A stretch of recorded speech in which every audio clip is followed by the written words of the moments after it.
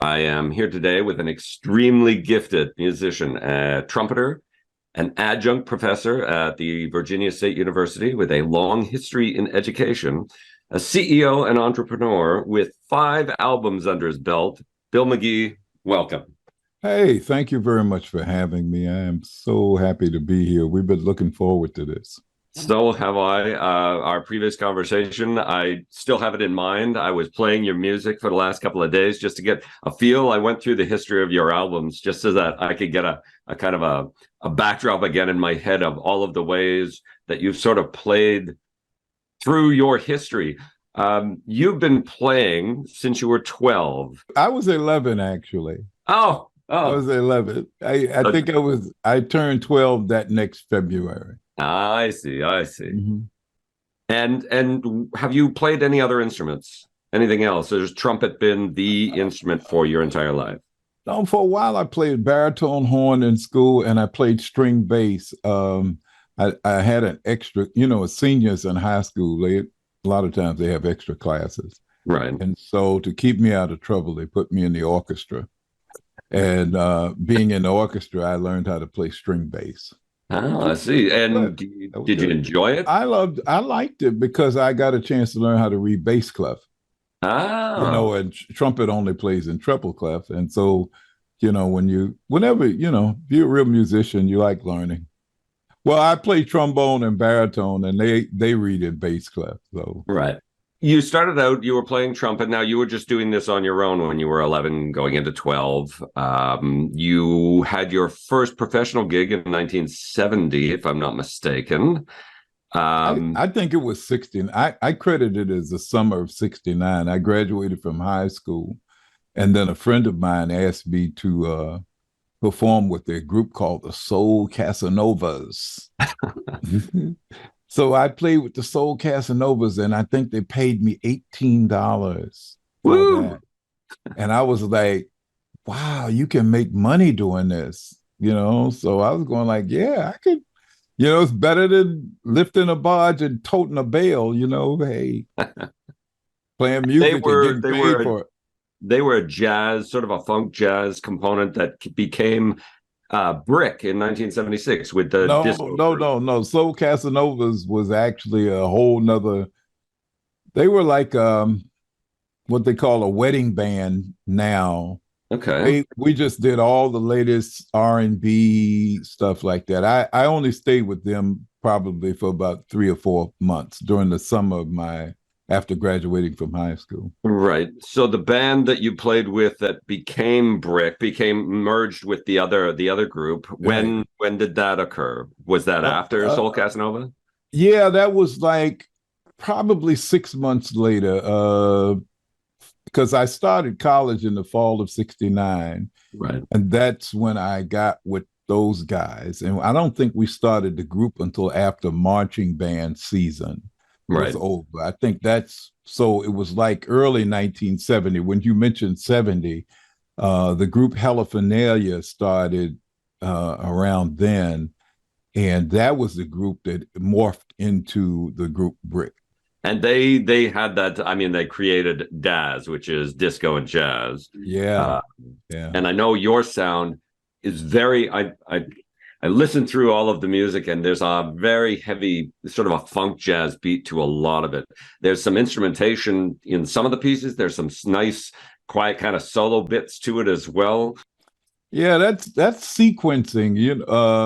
The way you put the album together is kind of interesting. Like you mentioned, I was a CEO, but it's kind of interesting. There's a whole psychology out there in the music industry about how you put albums together, where you take 10, 11, 12 songs, or back in the day, it used to be 8 songs. But if you think about Stevie Wonder's song In the Key of Life, we studied not only the songs, but we studied the sequencing, how he put certain songs in certain places to kind of like tell a story. And sometimes, sometimes we do a good job. The album sequence is good, and then sometimes, I don't know. But that's a whole nother psychology as to where it's almost like performing live. We think of it as almost like writing out a set for a live gig. Right. And you start off, you don't play all your fast songs and then play 3 or 4 slow songs. You know what I'm saying? You kind of like try to tell a story, kind of move the audience. And so that's the way we do album sequence. And sometimes it works, sometimes it doesn't. Well, all of the albums that I listen to. So you have 5 albums. It started with This One Is For You. There was a lot. I found that in This One Is For You and in Soul Man, you had some covers in there of other songs, but love the way you turned them. Love the way that you twisted the song. So I'm listening, I'm going, I'm not quite hearing that song. And then I all of a sudden hear the song that you were doing, but in the way that you did it, this is unique. This is really well done. Then you get to Still Bill. Now, the funny thing is, after Chase the Sunset, because you did them every 2 years. So you started with This One's For You in 2002, Soundman 2004, Chase the Sunset 2006, and then there's this long pause. Now, I don't know if that was while you were doing your director of instrumental music at Morehouse College, if this is when you were involved in teaching more than doing music, and then all of a sudden in 2015, Still Bill comes out as though I'm still here. I'm back. I'm still Bill. I'm still here. No, I always say, I tell people, I said, I had 9 grandchildren. And during that period of time, but the real truth is, I didn't have any. Their mothers had them. I just was, I'm going like, well, you didn't have no babies, man. Why are you telling people you had 9 grandchildren? Their mothers had. My wife and I were fortunate enough that we had 9 grandkids starting in 2003, and the first one was born. So 2002 was cool because we were engaged, but we had not gotten married. And then in 2004, there was the next album, and then 2006. But what happened was in 2007, my granddaughter was born. So now we had 3, I think 2007, 2008. And then in 2009, my son had triplet boys. Oh, God. So we went from 3 grandkids to 6 grandkids in one day. And the triplet boys were kind of like over the top for young parents. Mm. His wife was 19. I think she was 19 or 20, and she all of a sudden she had 4 kids. So, my life was like, hey, you got to do something to help out with these kids, So that's around the time that Still Bill was done. And so, if you know that on the new album, there's a song called Life Got in the Way. And that's what I tried to tell everybody. I said, sometimes or another, you have to put certain things on pause to deal with real life.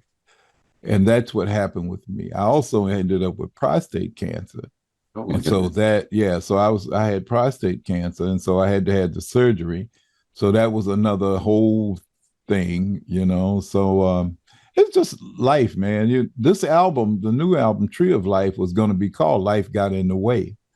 But there are other circumstances cause us to change the name to the Tree of Life that we'll probably talk about. So that's kind of like, that's the sequence of the albums. Yeah, right? I was going to say that your sequencing, this is, I thought this was part of your sequencing, that you give people a flavor of you over 2-year segments so that they get a chance to get really enveloped in the music, and then you pause. Every 2 years, man. This is supposed to be my 10th album. and every 2 years I was supposed to put an album out because of the amount of time it takes for your album to get exposed and singles to be released and everything. Right.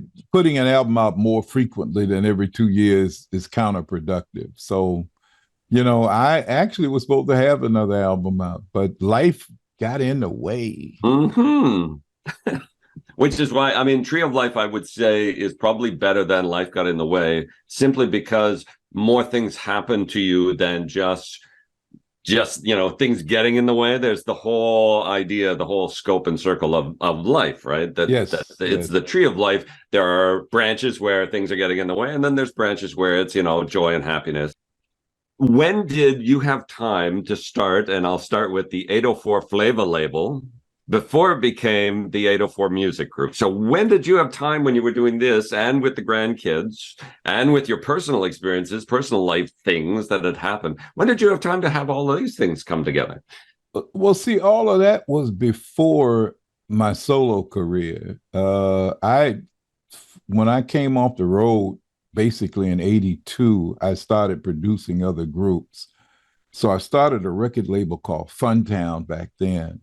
Okay. And then Funtown Music Media. I remember one of the artists I worked with who I spoke to him yesterday. He back in 92 or 91, I told him we're changing the name of the label from Funtown Records to Funtown Music Media.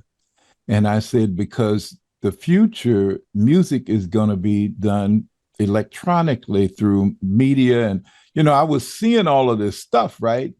And he reminded me, he says, you told me in 91 that we would be, because at the time, AOL was happening. And you used to get the little AOL disc in the mail, right? And this is a lot of people don't, if you look at the sequence of time, I always look at my experiences. I'm going like, well, I was doing AOL on a 300 baud modem that made a lot of noise when it cranked up. And I was able to get on the internet way back in the early 90s. And I could see, I was saying, look, man, this is not records and tapes anymore. It's called music media. So I changed the label to Funtown Music Media, and that eventually ended up being 804 Flava, and then eventually 804 Jazz and 804 Kids, 804 Soul. So that's why it's the 804 Music Group, because I have I tell you what it was branding.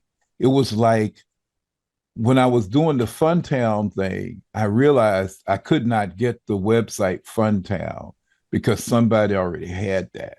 So I started looking for a brand. And because we live in the 804 area code here in Virginia, even way early in the 90s, I picked 804 as the brand. And so I started getting all the URLs. So if it was an 804 gospel, 804 soul, 804 kids, 804 jazz, 804 flavor. So I actually own the brands for all of those URLs. And so that all became the 804 Music Group. Right. Mm-hmm. So that happened post Trussell. So you were with Trussell in the 70s, right? That was the R&B funk band. Yeah, 79, 78. We had our hit Love Injection in 79, 80.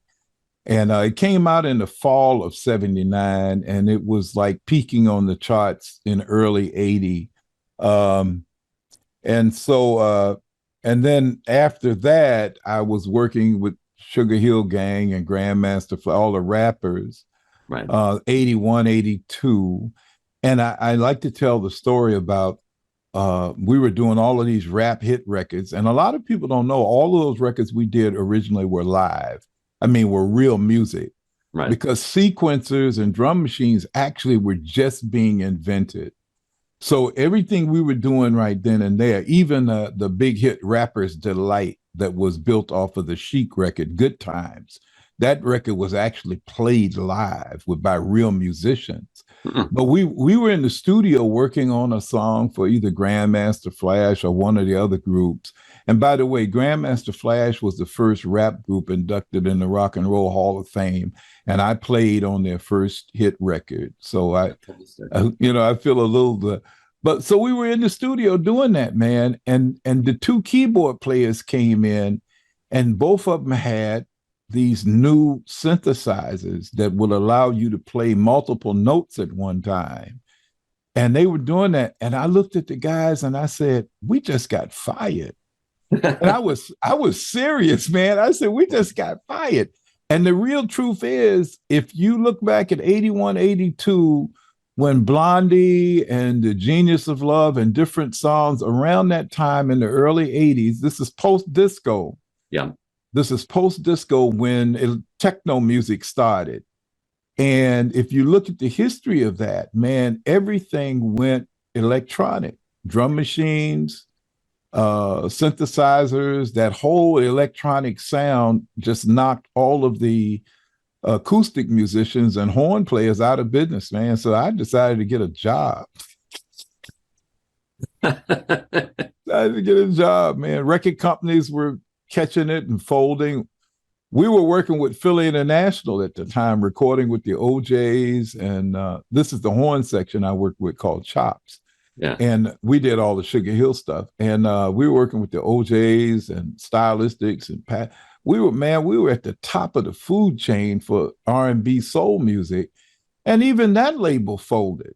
Even they decided, man, look, things have changed so much with this rap stuff that they went a whole different route, and we're going like, man, look, we're with the big rap groups, we're making all the hit records, then they bring in the electronic stuff, then we get with the big R&B soul labels, and then they decide to stop. Whew. Life got in the way. So I got a job. I got a job. The music stylings, they did the sampling, horn sampling, and drum samplings, and you play it all on a Moog, on a MIDI, whatever you wanted to put it on, and you could play it out. But I mean, that lost flavor probably mid-90s, mid to late 90s. You started losing that sensibility of, oh, you play on a MIDI, you played a Moog? Because then that became the old hat. Back in the 80s, it was, oh, you play a live instrument? That's kind of, I don't know. We got this synthesizer that does way better than what you can produce. And then all of a sudden people started hearing real music again and saying, you know what? This techno, I mean, it's got its place in history, but I want the real thing again. And I'm sure by that point in time, you probably got tapped on the shoulder. Hey, they're bringing live back. You got to come back, man. You play really well. You've got to come back. Yeah, well, it was the mid-90s, but even then, a lot of the hip-hop stuff had taken over.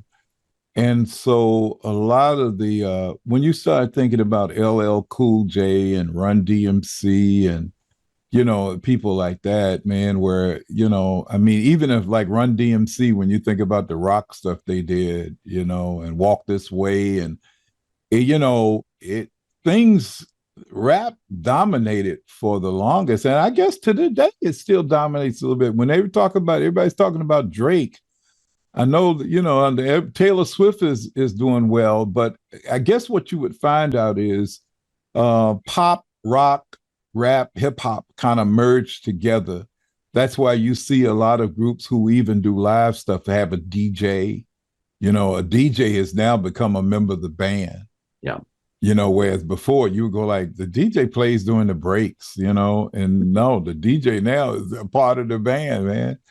And, so I think a lot of it has merged together, but a lot of acoustic musicians are still concerned that with what happened after that was the streaming thing came in. Oh, the big bugaboo was Napster, man. Yeah.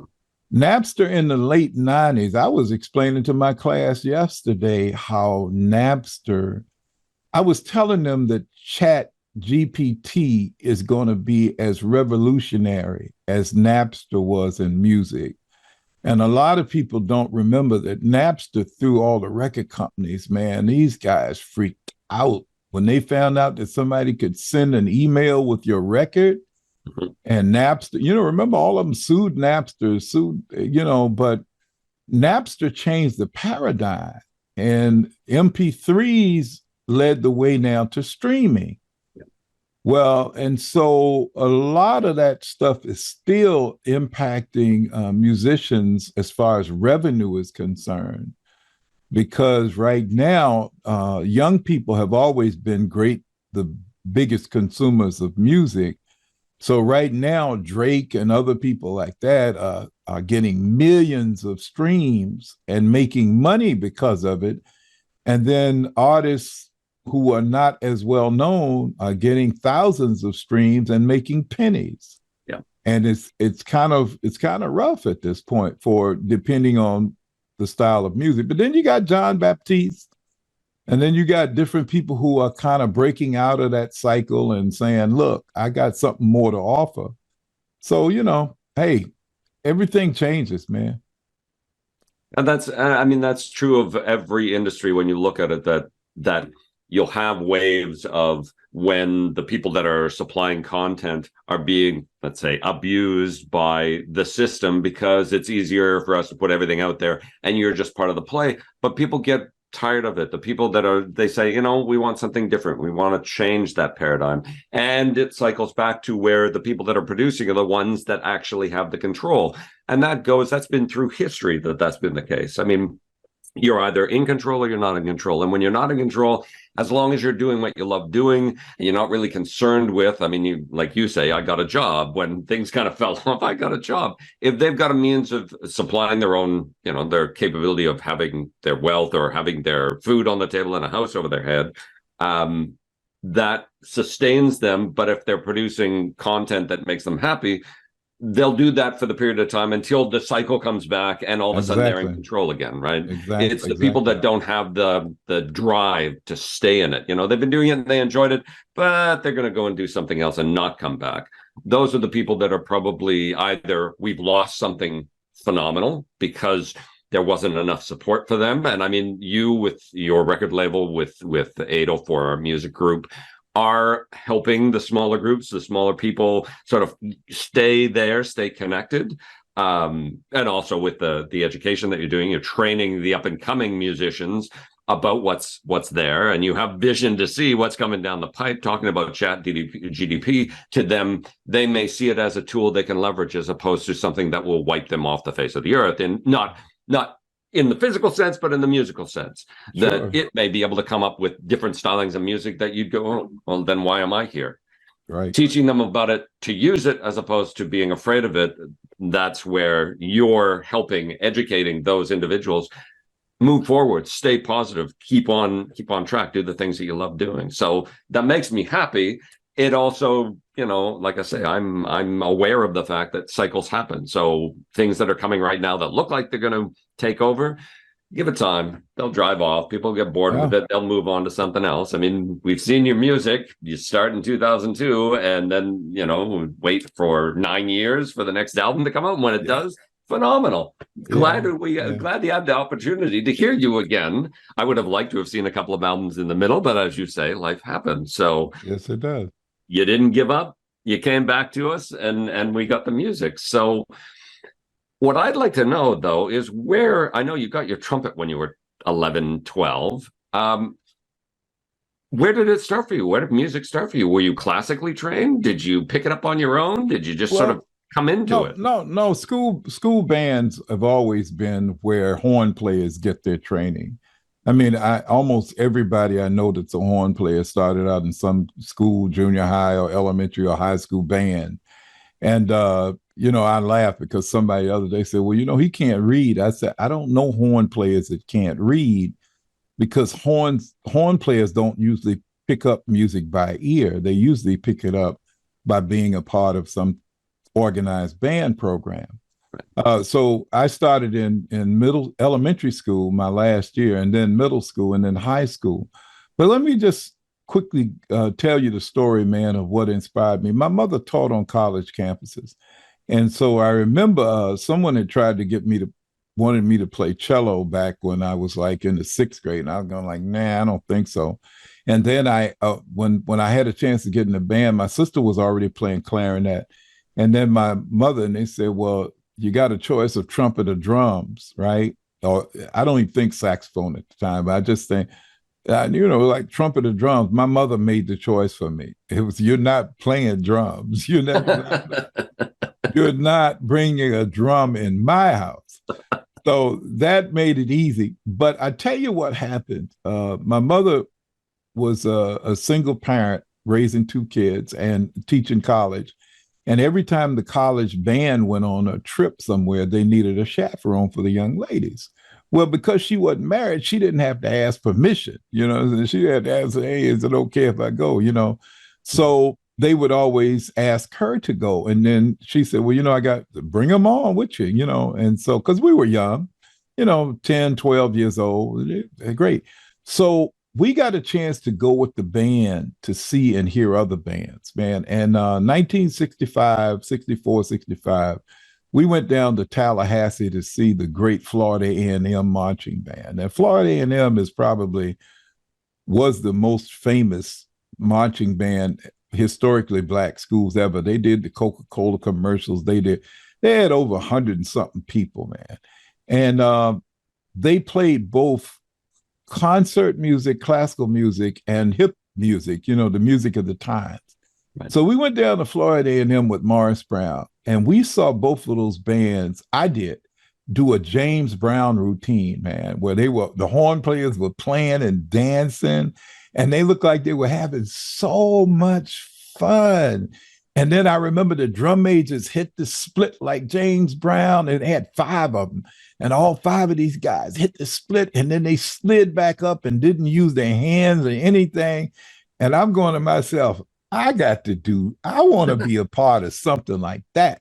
So I always tell people I was inspired by Florida A&M University band and Morris Brown, the competition they had. Florida A&M was a lot bigger. Morris Brown did a fantastic job. But Florida A&M had a whole lot of trumpet players and and you got a chance to see yourself. They say for lack of vision, the people shall perish. Mm-hmm. And so you have to show somebody what it is that they can be, and I think that's in reality, if I get a little sociological on you, that's what happens with a lot of kids in the inner city. They don't have a vision of people doing things on a successful level. They don't see anybody putting on a suit and tie going to work every day. They don't do that. So for lack of a vision, the people shall perish. And I got a chance by my mother being a college professor to see all of these kids who were in college planning on being engineers, but they were having so much fun playing music. And it was just like, that's what I got to do. I got to go to college and I got to play music, So, hey, that was the vision. And I'm teaching college now, man. And this was almost 60 years ago. This is 58 years ago. And now I'm teaching kids in college to have that vision.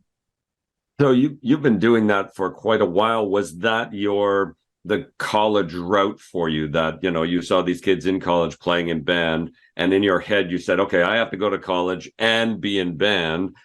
And was that the path that you took, that you said to yourself, my mom's an educator, I'm going to be an educator as my fallback position, but I want to be in band, I want to play the trumpet? Is that how it went for you? Well, actually, no. My grandmother was also a college graduate. I always like to tell people I'm so fortunate, man. I'm a 4th generation college graduate. My great grandfather was a college professor, and my grandma, and we're talking about late 1800, early 1900s. Mm. So my grandmother was a college graduate, and she, of course, was very instrumental in my life.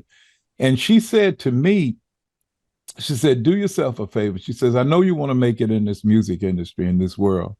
She says, but major in education so you'll have something to fall back on in case things don't work out. She says, I support you 100% in your endeavors to make it. And she used to always buy me little outfit things, something to go with it that was different and weird. Something she said, this might look good. So she was very much a supporter of me being an artist, but she also was wise enough to say, but major in education, in the event something doesn't turn out, you can get a job teaching and you'll be able to take care of yourself. And I tell people today, it's some of the best advice anyone ever gave me, because nobody knew that the industry was going to take that turn in 82.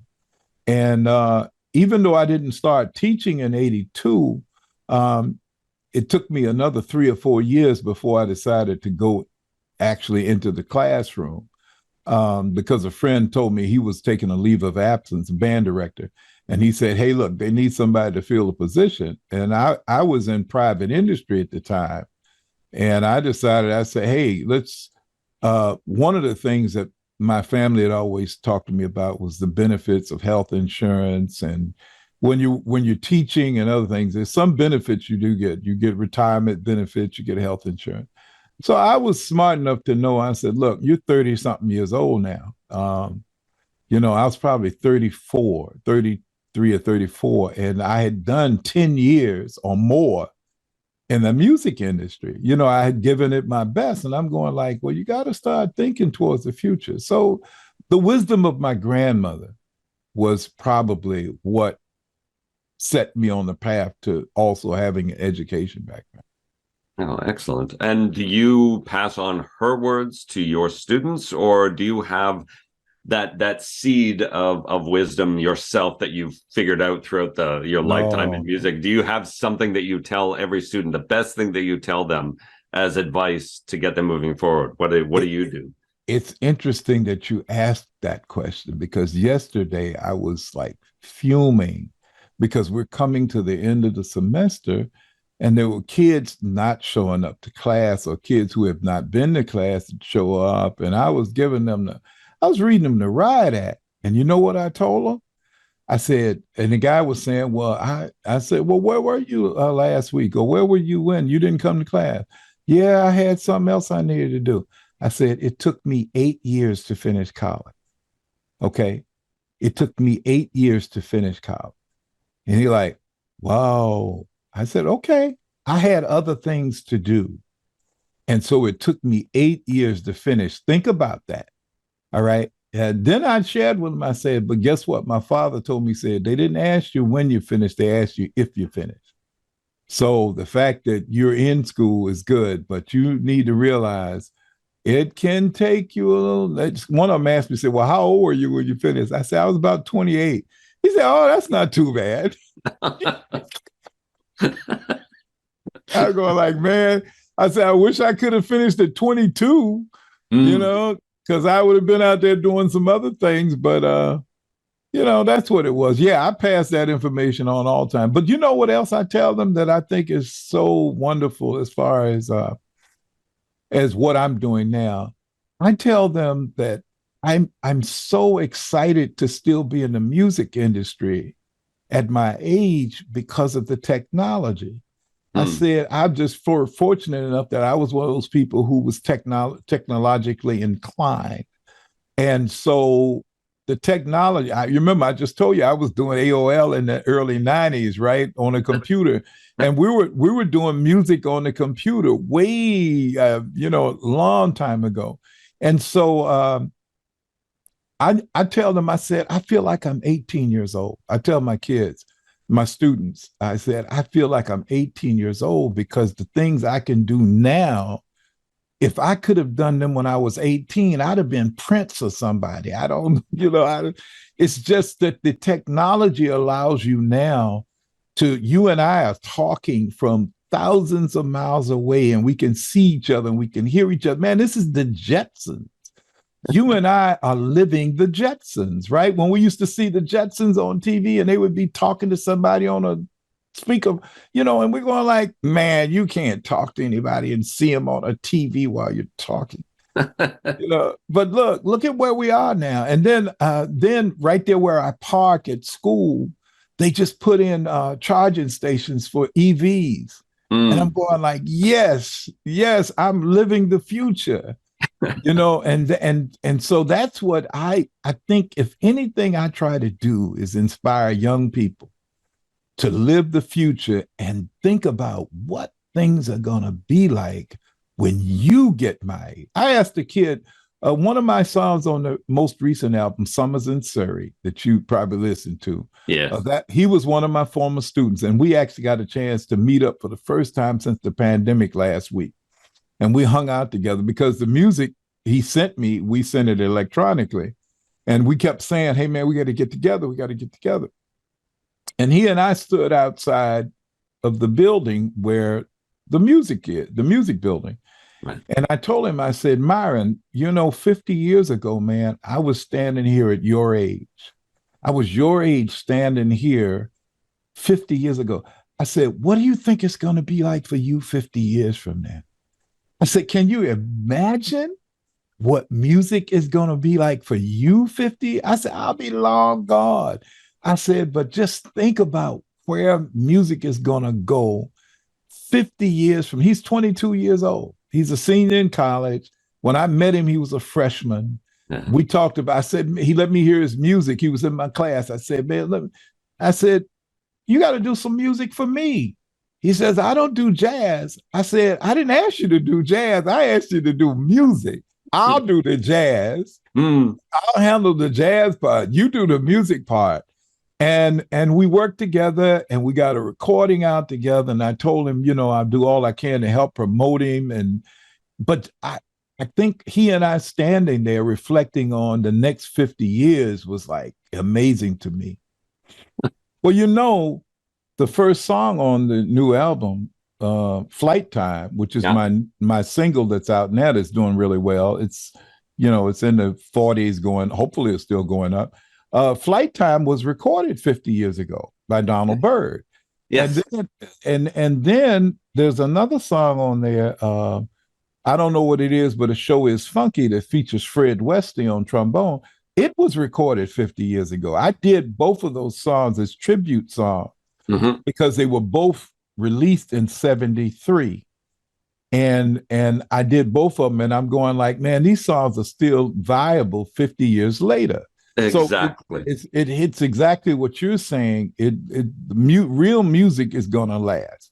Yes, absolutely. It may change its face. I spoke to somebody that had taken a song by Bill Evans, Someday My Prince Will Come, and they had altered it and played it in a slightly different way, but it sounded so phenomenal. Right. And yet it's something from 60, 70 years ago. Sure. Something like Dave Brubeck's Take 5. I mentioned this to a lot of people, that it's an iconic piece of music that as soon as you start to hear that playing, you know who that is. That's Dave Brubeck. Absolutely. You will not think it's somebody else. You're not going to think, hey, is that Drake? Is that no? You're not going to think you're that. Not. That's right. He may borrow, he may sample that to do something, but as soon as you hear it, you go, "What is that? Drake with Bill with Dave Brubeck?"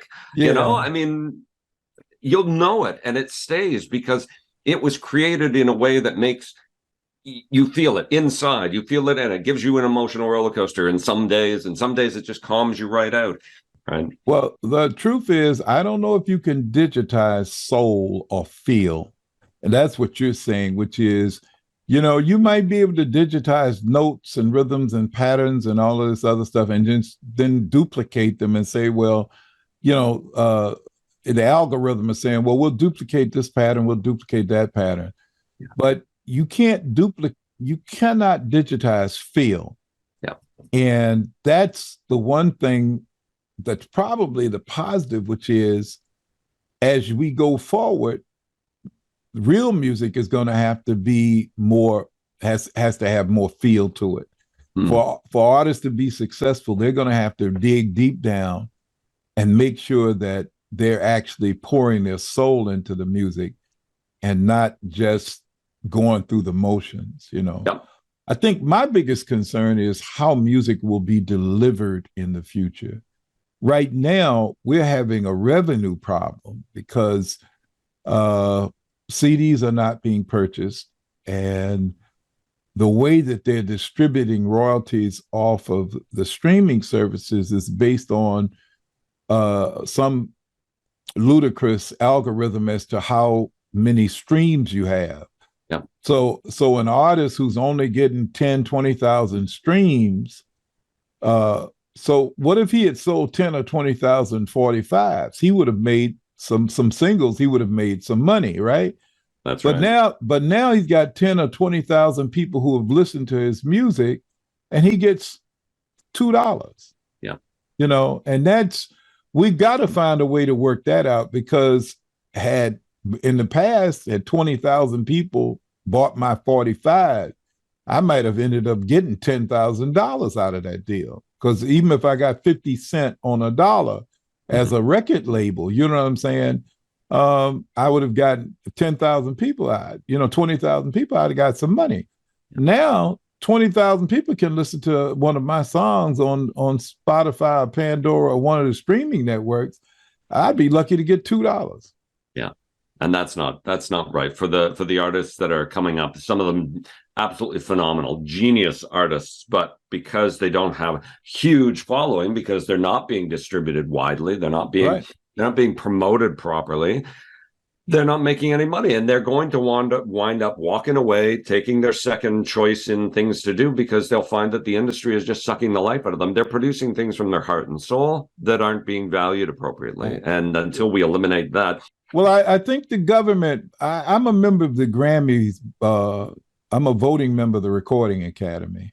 Right. And every year I participate in our legislative lobbying program, where we actually talk to legislators about the problems in the recording industry.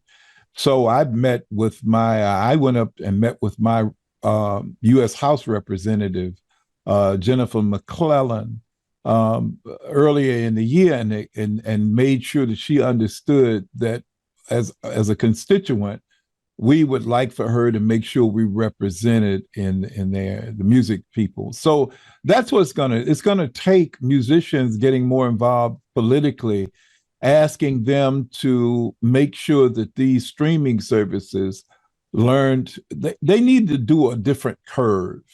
They need to pay lower streams at a higher rate than the streams that are doing 2 million and 3 million.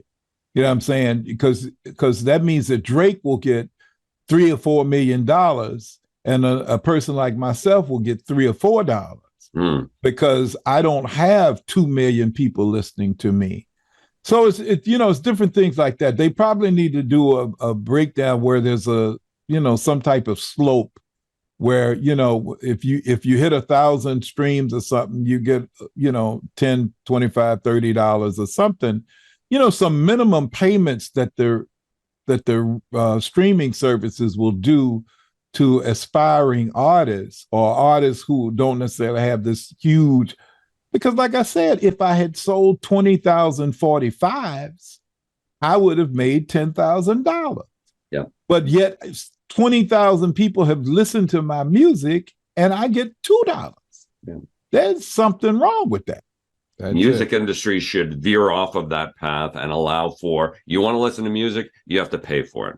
That's simple. Right. Right. Because if we're going to be in a planet that's concerned with money, then we need to be paying people to do it appropriately. We shouldn't be, that would be the equivalent of a streaming service for education and paying educators by the number of people that go to their class. Then I'm sorry, there'd be no educators. Yep. That's true. It makes me reflect back to what I told the young man who I work with. I said, that one day you'll be able to send all of your music to a hard drive in your car and be able to listen to all the music. You won't even need a CD player. I told him that. I saw the future, and I said, and this was before Bluetooth, man, and this is before all of that stuff, and I was saying, I can perceive that one day you'll just be able to send all your music to your car. And just think about it now, man. You can download with all your music and your Pandora playlist and your Spotify playlist. There's my hard drive. Everything I carry it everywhere. You carry a hard drive with you, plug it up, and keep on going. But the fact that you're in musical education, you didn't just go into education field and teach kids math. You're teaching them about music. You're teaching them about music technology. You're teaching about recording engineering.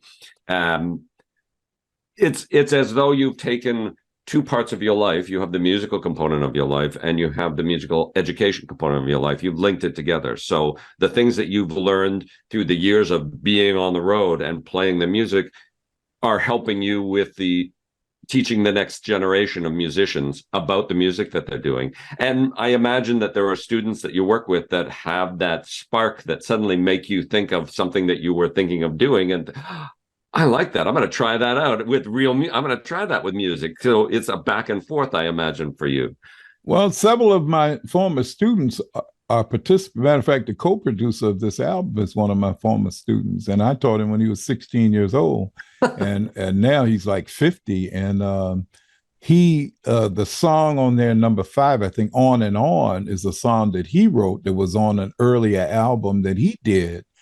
And it was all electronic. And I said, hey, man, I like that stuff, but I want to do it acoustic. I said, so send me the track. And so he sent me the music, and I took out all of the electronic stuff and had a bass player, guitar player, piano player, percussionist. I had the real musicians come over and we recorded it. And then we used the vocals, some of the vocals that he had, and we brought in one of my other students who is also a singer, former student who's a singer, and they recorded this song. So exactly what you're saying is I am just so thrilled, man, that I'm working with musicians that I taught when they were 15 and they're almost 50 years old now. So That's your crazy, linkages right? have stayed, they've stayed for a lifetime for you. That people that you've met and encouraged, you've actually seen them grow up and become what you've wanted them. They've taken them in the Yes. direction that you want, and they're helping you. They're working with you. So Yes, that's it's right. it's more than just, oh, I've got a student that went on to succeed. It's I have a student that went on, succeeded, and I'm working with them. They're That's helping me it. out. That's it. On all of my albums, I have at least one or two former students who are participating on all of my albums. People that Wow. I worked with when they were, and they're interesting because I always remind them, says, "Look, I knew you when you were 15, so don't start."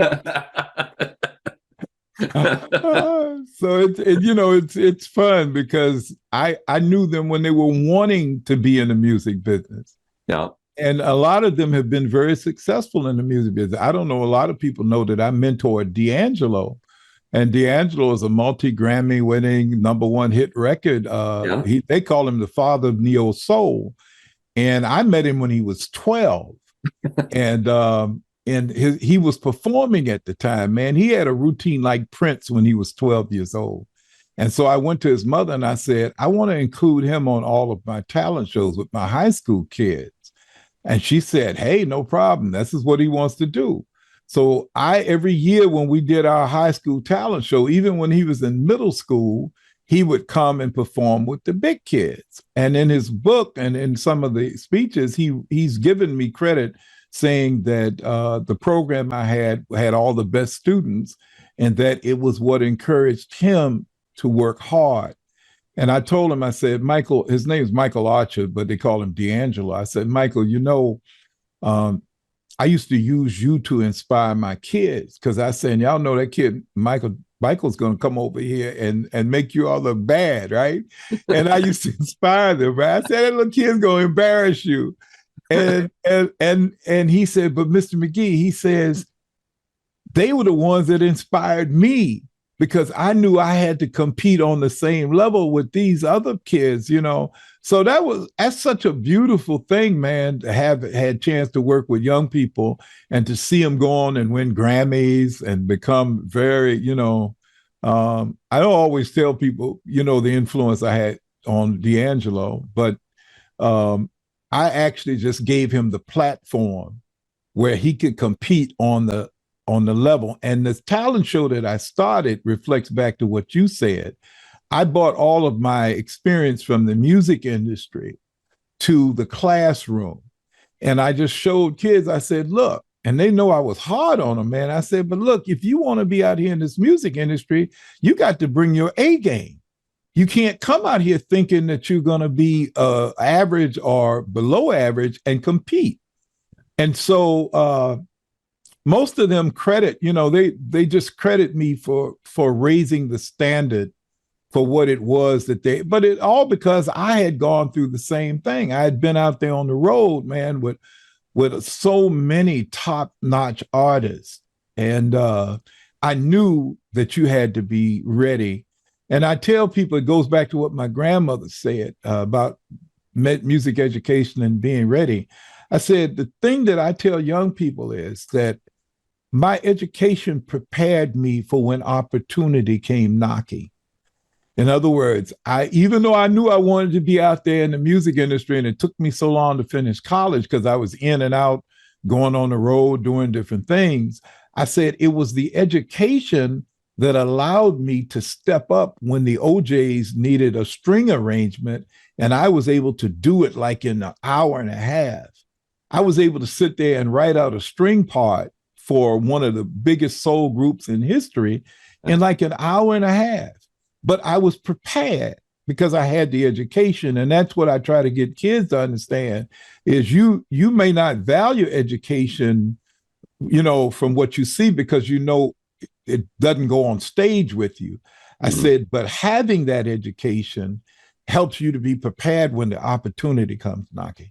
That's right. Yeah. I tell kids that I came back to school after all of that stuff in Atlanta with Brick and the group, because the guys called me to come back and join Brick. And I told them at the time that I was, more into trying to finish school, and that I wished them well, but I wanted to finish school at the time. Yeah. And I tell my students, I came back to school to learn. I didn't come back to school to graduate. I didn't come back to school to get a degree. I came back to school to learn, because I realized, having been in the music industry when I was 17, 18, 19, 20, 21, I realized out there in the music, and there was so many people who really didn't know what the hell they were doing, and then there were other people who were really good at it, and those were the guys who, like the guy who, one of my people I looked up to was a guy named Scott Edwards. Scott passed away about 2 years ago. He went to my high school. Scott Edwards was a musician. Everybody in his family was a musician. He was extremely talented. He played trombone. Now, this is what we're talking about, transferring that knowledge.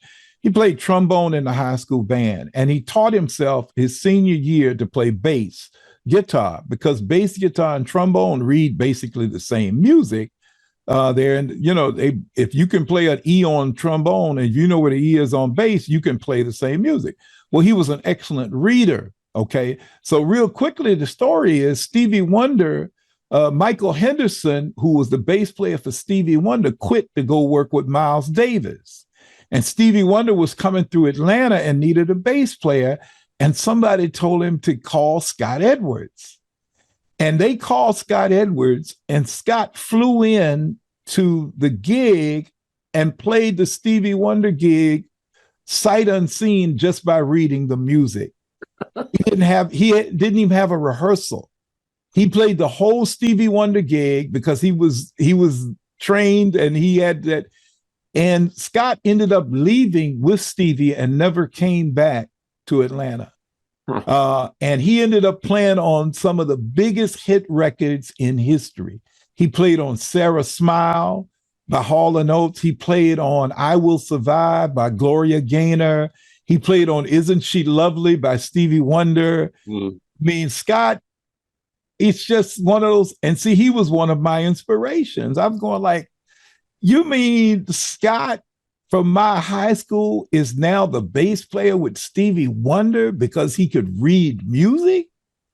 I need to learn as much as I can so I'll be prepared when an opportunity like that comes by. I wish more students and young people could understand that, Scott ended up with Stevie Wonder, ended up historically one of the most historic bass player. He and Ray Parker Jr. used to play a lot together. And Scott played on so many hit records, man, hundreds of hit records, and Boz Scaggs, and I just go down the list. But he rest in peace, Scott Edwards. He was an inspiration to me to get that, to learn and get as much knowledge as you can. But that's phenomenal, and that's a message that needs to go out to everybody who's listening, is that it's not, the music is for your heart, the education is for your knowledge, to give you opportunities to express more with your heart.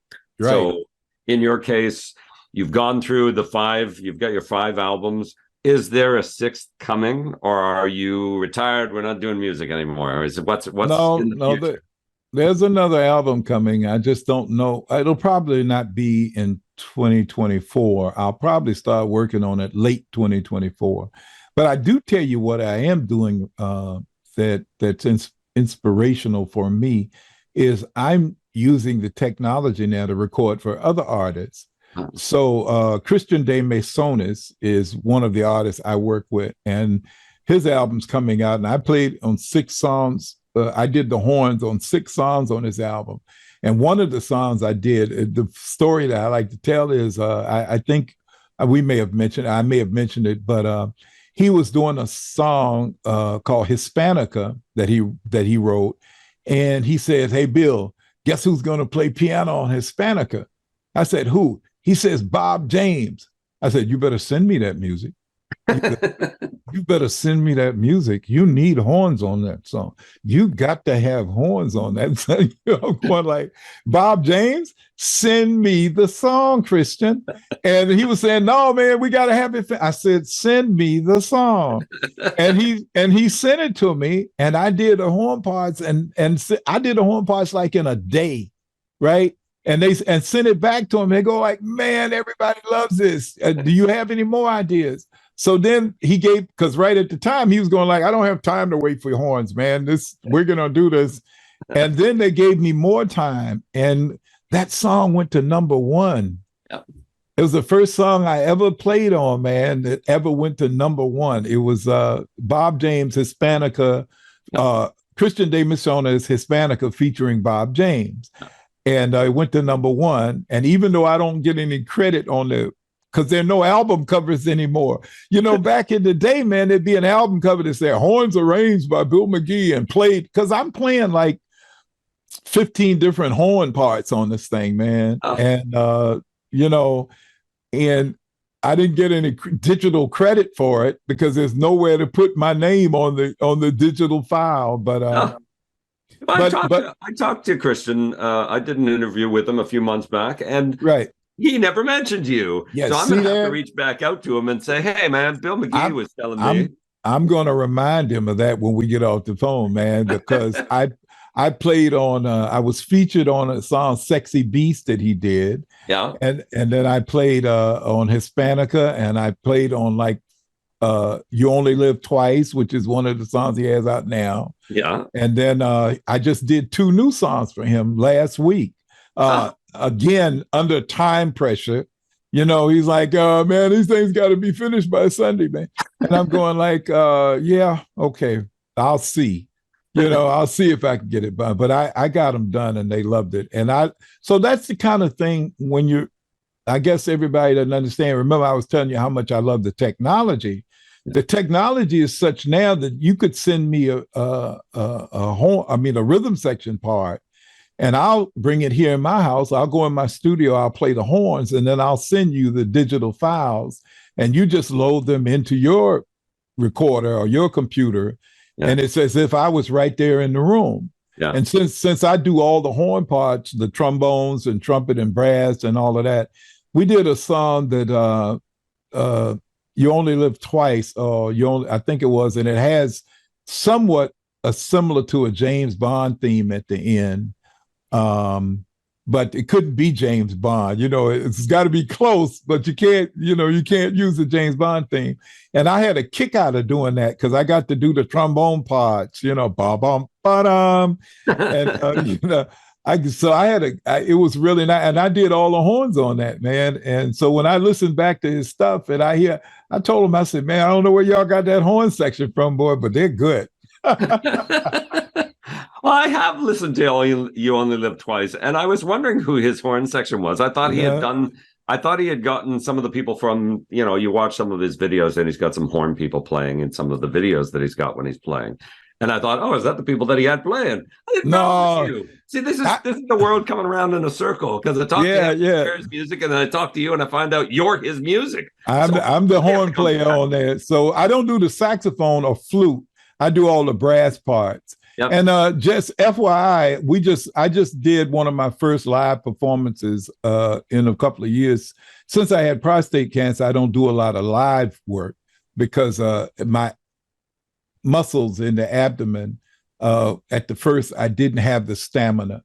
And so I performed with Christian recently at the Jazz Legacy program. It was a great gig. All of the horn players we had on stage, there were 5 of us. Wow. And all of the horn players on stage have been featured on his records. Eddie Bacchus and Bob Malatek and Greg Boyer and the flautists. All of us were there together, and we got a chance. It was a good gig, man, to play with the other. Look, and I'm playing all of these parts that I had written. It was the first time I played them live. I'm going like, I'll see if I can remember that thing, man. But you know, so yeah, Christian, I'm gonna get him for not telling you about me. Yeah, I mean, seriously, it feels kind of odd that I'm speaking to you, And I remember the music because I played all of his music before I talked to him, and I was going through Sure. all the sounds, and I was thinking, wow, that's really, I love the horn section in this piece. You know, I love his bass is good. Yes. And then you hear the add-on pieces, and it's, wow, that's really good. Did he write all of that? Is that his work that he's putting all that together? Yeah, some of that, a lot of those songs he wrote. I'm not too sure exactly all of them, but a lot of those songs. If he didn't write them, he co-wrote them with his brother-in-law or with someone else. And but then, I like working with Christian, and I like working with other artists like that. Yeah. So it'll keep me busy between now and working on my next album. I work with Roberto Tola, who is a Spanish guitar player. Italian. I'm sorry, Roberto. He is an Italian out of Sardinia, Italy, and he's playing on my new album on the song Summers in Surrey. And I played on three or four of his recordings. Oh my goodness! And that's all done, overseas, man. Yeah. So I enjoy working with other artists, doing the session work that I would have been doing live, like back in the day when we worked with the OJs and Stylistics and people like that. I'm doing that again, but I get to do all of it right here in the comfort of my own home. Yeah, because before, way back in the day, you could work internationally by doing yours in a studio, making a session tape, a reel that they would send over to Europe, ship it, and 2 weeks later he gets it and he masters it with his music, and it's all put together on another reel that they then cut into albums. But now digital, you get an email. Oh yeah, read through it. Sure, I can do something. You whip it up. You get in your own studio. You're playing music. You send them a copy and a quick rush. Here, how does this sound? Oh, I love that. I'm going to change some of my stuff. Right. That's crazy. Exactly it's like you're doing a live studio session, but you're in two different parts of the world. And we've done that. We would send stuff and somebody says, oh, I want to change this because fit what you did. And so they would make changes to what they did originally because, it is like live. It's like, oh man, I get a chance. Matter of fact, there's some things about it that's even better than live because I was telling somebody there, I said, if you did live horns and you paid 5 horn players to come in and do this song, once they cut it, they're gone.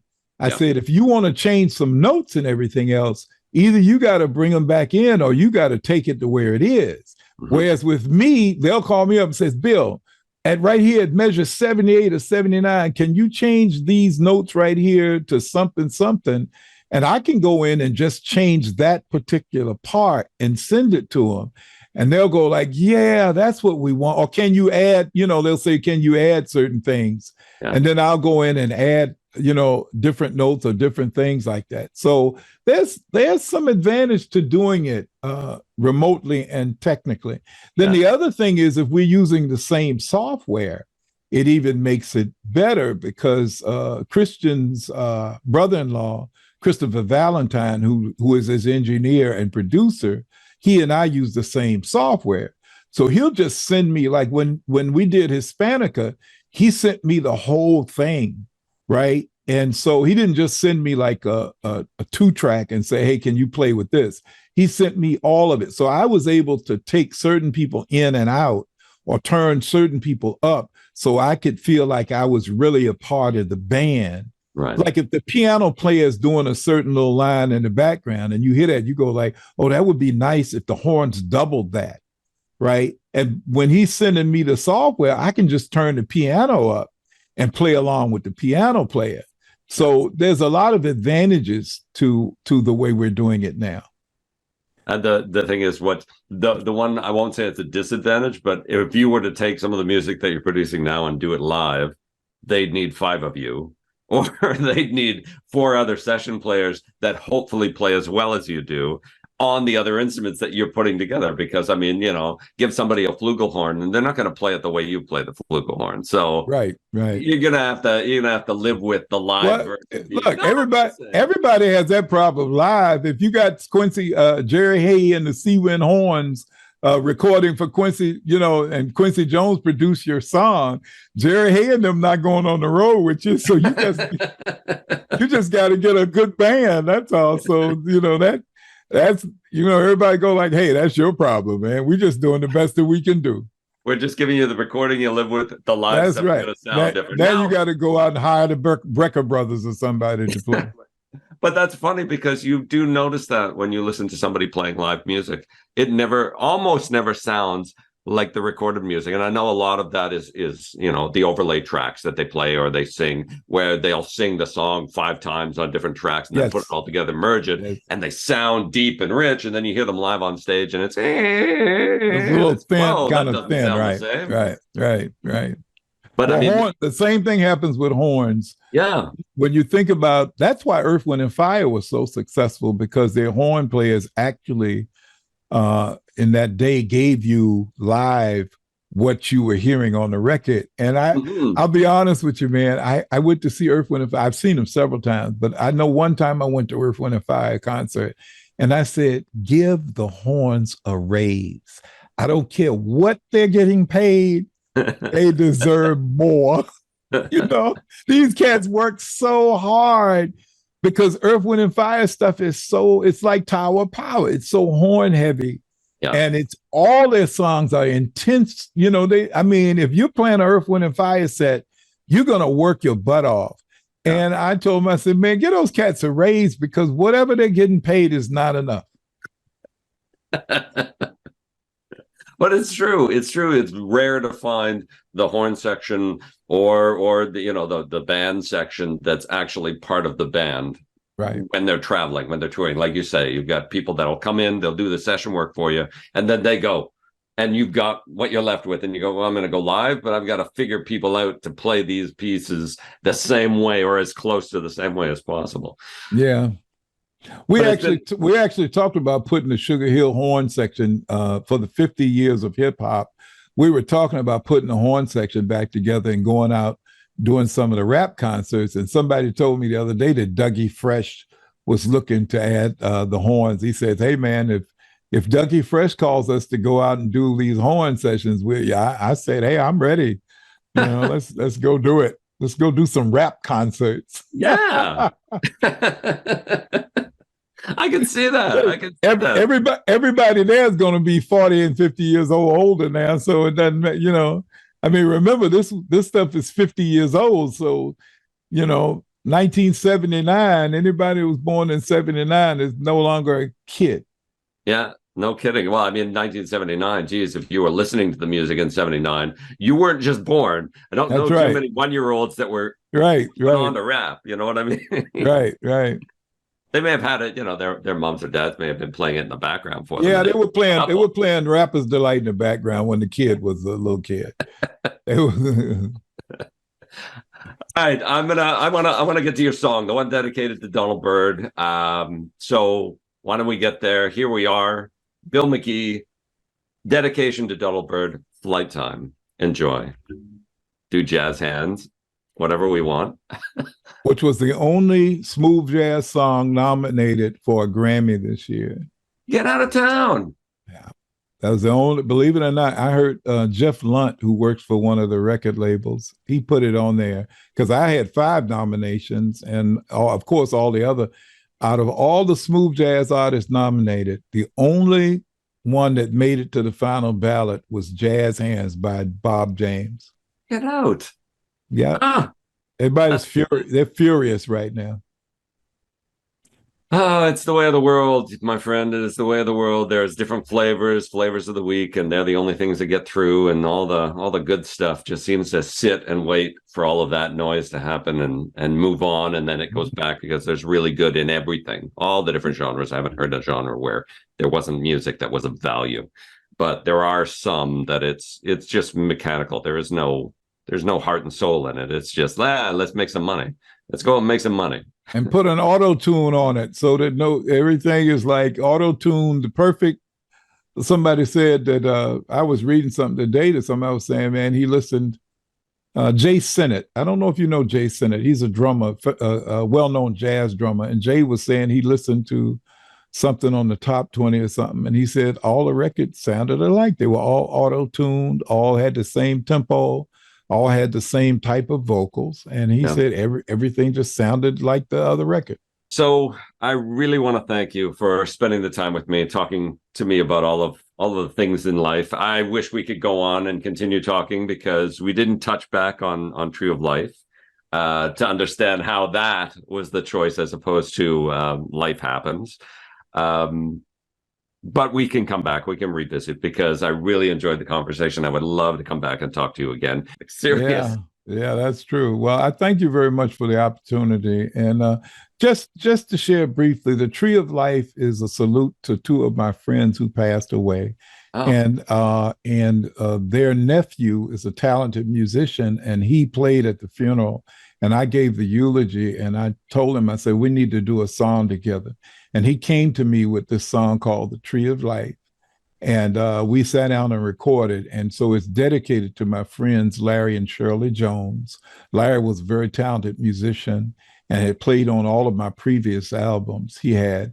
And so his nephew and I, Jay Baxter, we recorded The Tree of Life. And after it was over with, I just felt so moved by the song that I changed the name of the album to The Tree of Life because it's, he says, I promise you one thing for sure. Spring is coming and with it brand new leaves. And that statement says that no matter what we go through in life, no matter how bad it is, at some point in time, spring is coming and there'll be new leaves and things will get better. And while, you know, we always see the dark, but the light is going to come. And that's what this is all about. The Tree of Life is a message of hope. And even in despair, you know, it's saying to everybody, like all the things we're going through now in the world, you know, we're going through some terrible things right now, but just keep in mind that things are going to get better. And if people will keep that in mind, that even when they're going through the bad times and the rough times and the sad times and all those times, things are going to get better. So just as Jesse Jackson would say, keep hope alive. That is a beautiful statement to end the interview on. Thank you so much, Bill. Thank you for having me. Thank you so very much. And as I said, I'm hoping that we can touch back again and do this again in the future when music is the same, but the future is here. Just let me know when they look, or either I'll call you and say, hey man, they increased the streaming revenues, so we're all getting paid a little bit more money. I'll call you back up, say, let's talk about that, man. I got a check for $5 instead of $2. We'll celebrate, man. We will definitely celebrate. Yes. All right. Thank you so much. Thank you, and God bless. You too, my friend. You too.